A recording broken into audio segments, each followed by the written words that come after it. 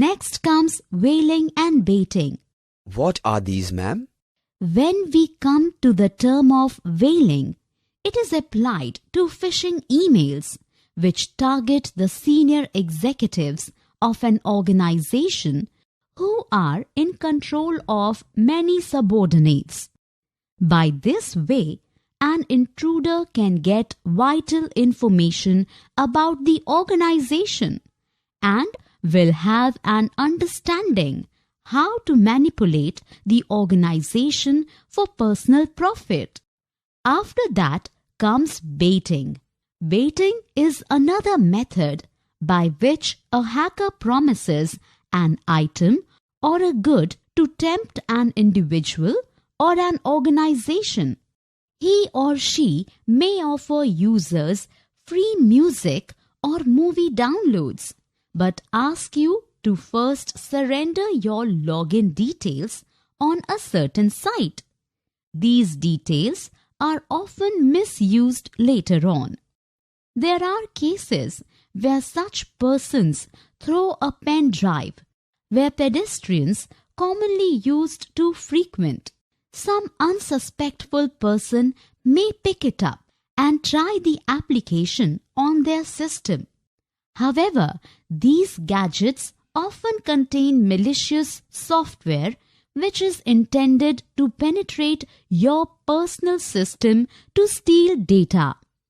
There are other times when pen drives are distributed freely at a petrol pump or any other social outlets, with the device loaded with the advertisements of the distributor company. If you use such a pen drive, make sure that the programs fitted inside is not malicious. These attempts are made to infiltrate a person's personal data on the net. Mostly they contain malicious content with an attempt to corrupt your computer. Ideally, do not use such pen drives, and if you have to use them, then clean it on a reliable system before using. So, Nandita ma'am, even free pen drives can be dangerous to our personal systems? Definitely, Rajesh. Wait, there is more. Next comes the part of pretexting. What is pretexting, ma'am? When we use the term pretexting, it is a form of operation which is used by various individuals in dubious social engineering to create a very presentable scenario of their motives to earn the confidence of unsuspectful users of the internet. Their main intention is to illustrate a scenario and use it to steal someone's personal information. For this reason, this kind of phishing is called pretexting, as they send a textual subject to convince the victim to lucrative offers. These types of attackers pretend that they just need only little bit of information from the victim in order to confirm his or her identity. Among the examples, cyber criminals mostly interpose themselves firstly as professionals who are expert in a certain area of software. However, it is not to be taken for granted. Many are just frauds who just wish to intrude into your personal information. These people works just like cases we often come across news, where certain agencies invite unsuspecting girls to pose for modeling and then use their pictures for wrong purposes. First, they will create fake stories about the personality of the girl and then sell the information to the market. This creates so much embarrassment to unsuspectful girls who has a dream of join a modeling industry but get something in return. Wow, There is so much crimes in the cyberspace. Is there anything more, Nandita ma'am? Definitely, Rajesh. Do you know about email spoofing? What is it, ma'am? Spoofing, as you might know, is a technique which is enormously used by cyber criminals to cheat an unsuspecting individual into lucrative offers. Just how do they do that, Nandita ma'am? Email spoofing is a specialized technique used by most cyber criminals to lure an individual into an email with offers with forged documents confirming their authenticity to a certain organization. These people take advantage of the flaws in the core protocols for emails. They find the missing gaps in the network and then they create dubious emails to attract individuals by sending bulk emails to their personal accounts in their sites. Many users who were not very much used to the internet fall for such traps and became common victim to these frauds who will at the end cheat them of their own valuable information. They even use a sender's address, which might be a known person to you. However, the offers they offer may be far beyond the intention of your known addresses. So, be careful when you receive such spoof emails. This is very diabolic that some people can be so intentional to intrude into an unsuspectful person's personal details, Nandita ma'am. Well, Rajesh, these are just a part of the tirade. There are others too. What about malicious codes and malware threats? Malicious codes and malware threats? What are these, ma'am? After knowing all these threats, you will also have to know about these threats too, to protect your personal information. For that, you will need to know about the malicious codes and malware threats that can attempt to destroy your personal system. For that, you will need to know about the malicious codes and malware threats that can attempt to destroy your personal system. By the term malicious, we mean that someone is out there to harm another person by any way. Similarly, when it comes to the internet, malwares are created by certain individuals to disrupt systems or damage it as a whole. These malwares are also designed to gain authorized access to a computer system which may be your own. These intruders create programs which try to intrude a large section of the systems used by ordinary people to spread a malware or to propagate a program which is hardly in your interest. Intruders create malware which infect computer systems by being attached to programs or as macros attached to files. There are malware that get installed simply by exploiting some vulnerability in the operating system of your system, which is ideally known as OS. These devices in the network or other software, a hole in a browser, is only required by an intruder to visit a site which you frequently use and then infiltrate your system at the end.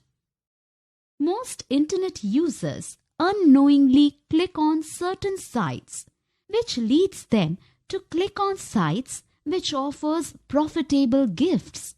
These sites often leads us to frauds. For this reason, We need to be careful when we click on any sites. This is good information, Nandita ma'am. However, I am still at query how our threats can be classified while using the internet. Then let me tell you in detail how our network threats can be classified. Actually, Rajesh, there are so many models by which you can ascertain the threat classification to the information security system. However, let me explain to you simply. Please explain to me simply, ma'am. Simply speaking, information system security threat classification is based upon several models, and the classification of the threats depends upon the criteria of the source, whether internal or external. Who is the agent? What is his motivation or intention? And what the impact of the attack is. For the classification, we need to group the types of threats into account. After that, we need to find a method of propagating the message to the social media about such sites, which may be run by agencies with malwares. So, Nandita ma'am, we need to be aware of so many things while operating on the internet. Definitely, Rajesh. However, there are more ways an intruder can harm you. Here are some. These threats include computer viruses, worms, Trojan horses, logic bombs, spyware, adware, and backdoor programs. For that, we will look into the next module. To go for a recap of what you have learnt so far, just click on any of the buttons on the screen. Cyber attackers works untiringly to take advantages of the weaknesses of the network. To attack the network, they create new malicious programs, which are intently designed to disrupt the normal functioning of the internet. Spam mails are emails which are created by various agencies and sent to a large number of users. Among the spam mails, a huge part is created by well-planned frauds to try and trap unaware users into their network. Their only motive is to cheat or steal your personal data and information.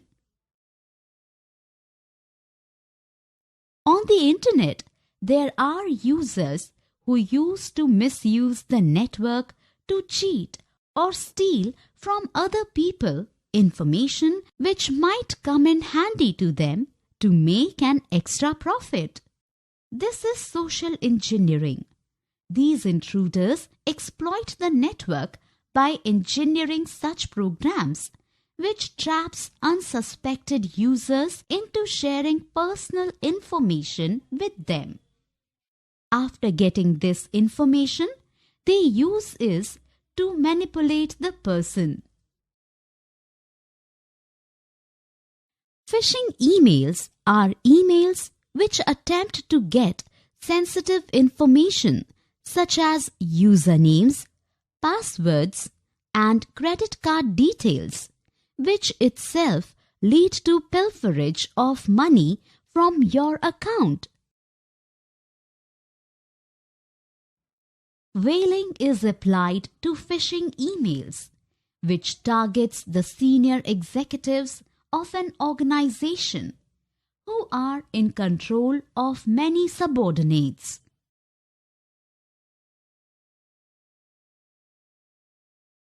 Spear phishing is another form of phishing email in which emails are sent to a small number of users, but bigger effort is put into making the emails look like it has come from a very authentic site, which is responsible for the organization.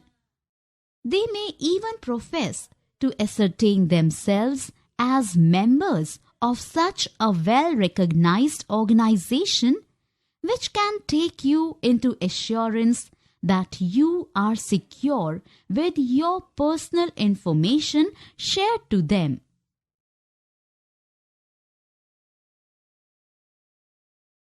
Baiting is a method by which a hacker promises an item or a good to tempt an individual or an organization.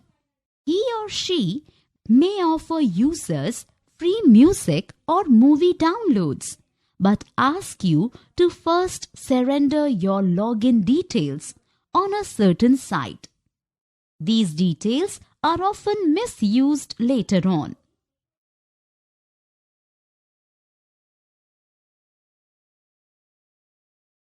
Pretexting is a form of operation which is used by various individuals in dubious social engineering to create a very presentable scenario of their motives to earn the confidence of unsuspectful users of the Internet.